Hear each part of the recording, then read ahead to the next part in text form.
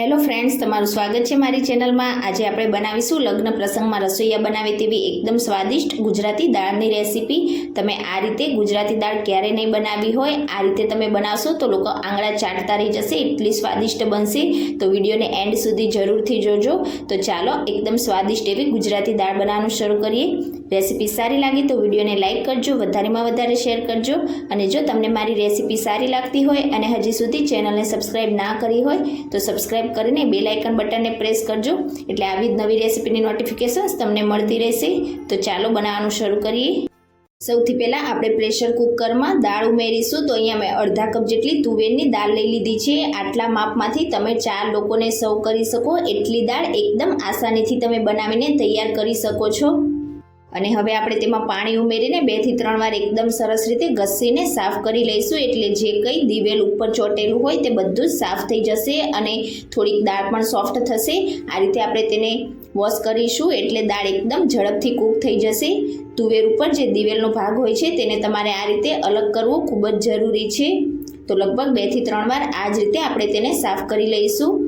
અને હવે આપણે તેમાં ગેસ ઉપર કુકર રાખીને ક્લીન પાણી ઉમેરીશું। તો દાળથી થોડુંક ઉપર રહે એ રીતે તમારે પાણી ઉમેરવાનું છે, બહુ વધારે પડતું નથી ઉમેરવાનું। તો લગભગ મેં 1.5 ગ્લાસ જેટલું પાણી ઉમેરી દીધું છે।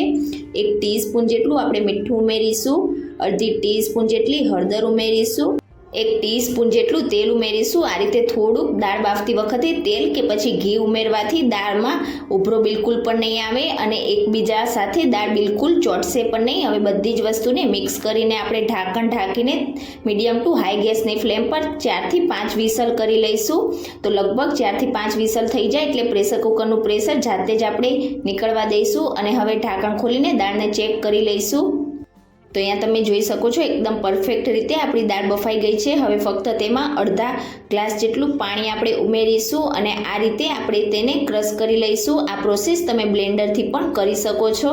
તો દાળ બાફતી વખતે આપણે વધારે પાણી ઉમેરેલું હતું નહીં, એટલે એકદમ પરફેક્ટ આપણી દાળ બફાઈને તૈયાર થઈ ગઈ છે।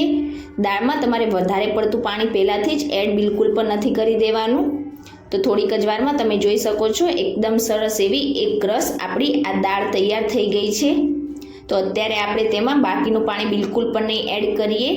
ઘણા લોકો દાળને ક્રશ કરીને તેમાં પાણી ઉમેરી દેતા હોઈએ છીએ, પણ આજે આપણે એ રીતે દાળ બિલકુલ પણ નહીં બનાવીએ। હવે આપણે દાળનો વઘાર કરીશું। તો તેના માટે ગેસ ઉપર જાડા તળિયાવાળું વાસણ રાખીશું અને તેમાં 1 થી 1.5 ટેબલસ્પૂન જેટલું આપણે તેલ ઉમેરીશું।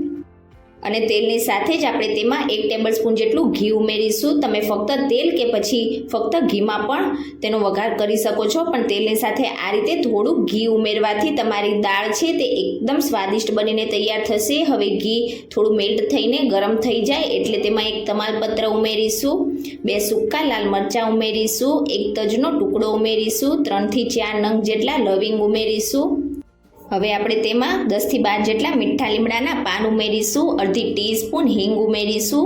તમે શાકમાં હિંગ ઉમેરો તેના કરતાં દાળમાં તમારે હિંગનું પ્રમાણ થોડુંક ચડિયાતું રાખવાનું। સાથે તેમાં 1/4 ટીસ્પૂન મેથીના દાણા ઉમેરીશું।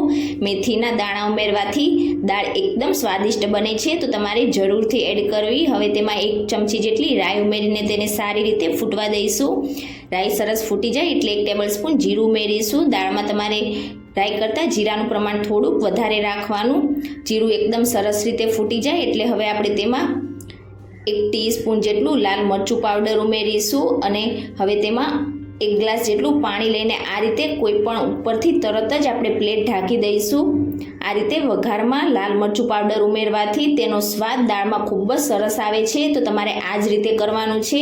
મરચું ઉમેરીને તરત જ તેમાં પાણી નાખીને આ રીતે કોઈ પણ એક પ્લેટ ઉપર ઢાંકી દેવાની, એટલે બધા જ મસાલાની ફ્લેવર છે તે પાણીમાં એકદમ સરસ રીતે આવી જશે। હવે તેમાં 1 લીલા મરચાંના આ રીતે મોટા ટુકડા કરીને ઉમેરીશું। સાથે તેમાં 1/4 કપ જેટલા કાચા સિંગદાણા ઉમેરીશું। રસોઈયા જે દાળ બનાવતા હોય છે તેમાં સિંગદાણાનું પ્રમાણ વધારે હોય છે। સિંગદાણા બફાશે એટલે દાળમાં તેનો સ્વાદ ખૂબ સરસ લાગશે, તો તમારે જરૂરથી એડ કરવાના। 2 ટામેટાના આ રીતે ઝીણા ટુકડા કરીને ઉમેરીશું। અડધી ટીસ્પૂન હળદર પાવડર ઉમેરીશું। આપણે દાળ બાફતી વખતે પણ હળદર ઉમેરેલી છે, તો તમારે ધ્યાનથી એડ કરવાની। 1/2 ટીસ્પૂન ધાણા જીરું પાવડર ઉમેરીશું। અને હવે ફક્ત 1 ઇંચ જેટલા આદુના ટુકડાને મેં આ રીતે એક દસ્તો મારીને થોડુંક મોટું વાટી લીધું છે। તો ડાયરેક્ટ આદુને તમારે પાણીમાં આ રીતે ઉમેરવાનું, એટલે આદુ ની ફ્લેવર છે તે પાણીમાં એકદમ સરસ આવી જશે અને દાળ બની જાય ત્યાર પછી તમારે આદુને બહાર નીકાળી લેવાનું. હવે ગળપણ માટે આપણે તેમાં 2 થી 3 ચમચી જેટલો ગોળ ઉમેરીશું. હવે ગોળની જગ્યાએ તમે ખાંડ પણ ઉમેરી શકો છો, પણ દાળમાં હંમેશા ગોળનો સ્વાદ વધારે સારો લાગે છે. અને હવે બધી જ વસ્તુને આપણે એકદમ સરસ રીતે મિક્સ કરી લઈશું. અને હવે આપણે તેમાં ફરીથી અડધા ગ્લાસ જેટલું પાણી ઉમેરીશું, મિક્સ કરીશું સારી રીતે. તો લગભગ અહીંયા મેં 1.5 ગ્લાસ જેટલા પાણીનો ઉપયોગ કર્યો છે. હવે આપણે તેમાં સ્વાદ પ્રમાણે મીઠું ઉમેરીશું. તો મીઠું આપણે દાળ બાફતી વખતે પણ ઉમેરેલું છે, તો તમારે એ પ્રમાણે ધ્યાનથી ઉમેરવાનું. હવે આ બધી જ વસ્તુને આપણે થોડી વાર માટે પાણીમાં ઉકળવા દઈશું. તો જનરલી લોકો દાળ બાફીને તેમાં પાણી ઉમેરી દેતા હોય છે, પણ આ રીતે તમે વઘાર કરીને તેમાં પાણી ઉમેરીને તેને થોડી વાર માટે ઉકળવા દેશો તો દાળ છે તે તમારી એકદમ સ્વાદિષ્ટ સુગંધિત જે રીતે રસોઈયા લગ્ન પ્રસંગમાં બનાવતા હોય છે એ જ રીતની તમારી બનીને તૈયાર થશે. આ રીતે બધી વસ્તુ પાણીમાં ઉકળશે એટલે તેમાંથી એકદમ સરસ સુગંધ આવશે. અને દાળને તમારે પાછળથી જ એડ કરવાની છે, એટલે તેમાં જે કંઈ પ્રોટીન હોય છે તે જળવાઈ રહેશે. આ રીતે પહેલાં તમે બધી વસ્તુને પાણીમાં ઉકાળી દેશો એટલે પાછળથી તમારે દાળને વધારે ઉકાળવાની બિલકુલ પણ જરૂર નહીં પડે.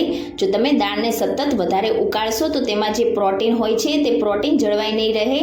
તો આ રીતે તમે એકવાર ચોક્કસથી દાળ બનાવીને ટ્રાય કરજો. તો થોડી વાર પછી આપણા સિંગદાણા પણ એકદમ સરસ રીતે બફાઈ ગયા છે અને જે કંઈ મસાલા આપણે તેમાં એડ કર્યા છે તેની બધી જ ફ્લેવર પાણીમાં એકદમ સરસ એવી આવી ગઈ છે. હવે આપણે જે દાળ બાફીને તૈયાર કરી હતી તે બધી જ દાળ આપણે તેમાં એડ કરી દઈશું. અને તેમાં પ્રેશર કુકરમાં આપણે લગભગ 1/4 કપ જેટલું પાણી ઉમેરીને રિન્સ કરીને ફરીથી એડ કરીશું, એટલે કોઈ પણ વસ્તુ વેસ્ટ નહીં જાય. બધી જ વસ્તુને આપણે એકદમ સરસ રીતે મિક્સ કરી લઈશું. તો અહીંયા જો તમને લાગતું હોય કે દાળ તમે વધારે બાફી છે અને દાળ તમારી એકદમ જાડી છે, તો આ સ્ટેજ ઉપર તમારે થોડુંક પાણી ઉમેરવું હોય તો તમે પાણી ઉમેરી શકો છો. પણ અહીંયા એકદમ પરફેક્ટ દાળ છે, વધારે જાડી પણ નહીં અને વધારે પાતળી પણ નહીં, તો મને બિલકુલ પણ જરૂર નથી પાણી ઉમેરવાની. તો આ દાળને આપણે ખાટી મીઠી બનાવવાની છે, એટલે જો તમે દાળમાં કોકમ કે આંબલીનો ઉપયોગ કરતા હોય તો તમારે આ જ સ્ટેજ ઉપર આંબલી કે કોકમના 2 ટુકડા ઉમેરી દેવાના, પણ અત્યારે હું લીંબુનો ઉપયોગ કરીશ તો લાસ્ટમાં ઉમેરીશું. હવે આ જ સ્ટેજ ઉપર આપણે તેમાં અડધી ટીસ્પૂન ગરમ મસાલો ઉમેરીશું અને 1/4 કપ જેટલા ઝીણા કટ કરેલા લીલા ધાણા ઉમેરીશું. દાળને તમે ઉકાળો એ સમયે આ રીતે થોડા ઝીણા કટ કરેલા ધાણા ઉમેરવાથી ધાણાની ફ્લેવર દાળમાં ખૂબ જ સરસ આવશે. અને હવે મિક્સ કરીને ફક્ત 5 મિનિટ માટે આપણે દાળને ઉકાળી લઈશું. આપણે પહેલાંથી જ પાણીમાં મસાલા ઉકાળેલા હોવાના લીધે દાળને વધારે ઉકાળવાની બિલકુલ પણ જરૂર નહીં પડે. તો લગભગ 5 મિનિટ જેવું થઈ ગયું છે અને દાળની કન્સિસ્ટન્સી તમે જોઈ શકો છો એકદમ પરફેક્ટ છે અને દાળમાંથી એટલી મસ્ત સુગંધ આવે છે કે તમને ભાત વગર જ એકલી દાળ પીવાની ઈચ્છા થઈ જશે. હવે આ રીતે ઉકળી જાય એટલે લાસ્ટમાં અડધા લીંબુનો રસ ઉમેરીને તેને મિક્સ કરી લઈશું. અને હવે દાળને આપણે વધારે બિલકુલ પણ નહીં ઉકાળીએ, હજી પણ આ દાળ ઠંડી થયા પછી થોડી ઘટ્ટ થશે. તો હવે ગેસની ફ્લેમ આપણે ઓફ કરી દઈશું. અને હવે લાસ્ટમાં ઉપરથી ફરીથી આપણે થોડા ઝીણા કટ કરેલા લીલા ધાણા ઉમેરી દઈશું. તો લગ્ન પ્રસંગમાં રસોઈયા બનાવે તેવી એકદમ સ્વાદિષ્ટ સુગંધિત અને ખાટી મીઠી એવી આપણી આ ગુજરાતી દાળ સર્વ કરવા માટે એકદમ તૈયાર છે. તો તમે ક્યારેય પણ આ રીતથી ગુજરાતી દાળ ના બનાવી હોય તો એકવાર જરૂરથી બનાવીને ટ્રાય કરજો, ખૂબ જ સ્વાદિષ્ટ બનશે. તમે એકવાર આ રીતે બનાવશો તો વારંવાર તમને દાળ આ જ રીતે બનાવવાનું મન થશે. અને તમારી દાળ કેવી બને છે તે મને કમેન્ટ કરીને ચોક્કસથી જણાવજો. અને આજની મારી દાળની રેસીપી તમને કેવી લાગી એ પણ મને કમેન્ટ બોક્સમાં જણાવજો. રેસીપી સારી લાગી હોય તો વિડીયોને લાઇક કરજો, વધારેમાં વધારે શેર કરજો અને ચેનલને સબસ્ક્રાઈબ કરીને બેલ આઇકન બટનને પ્રેસ કરજો, એટલે નવી નવી રેસીપીના નોટિફિકેશન આવશે. Thank you for watching.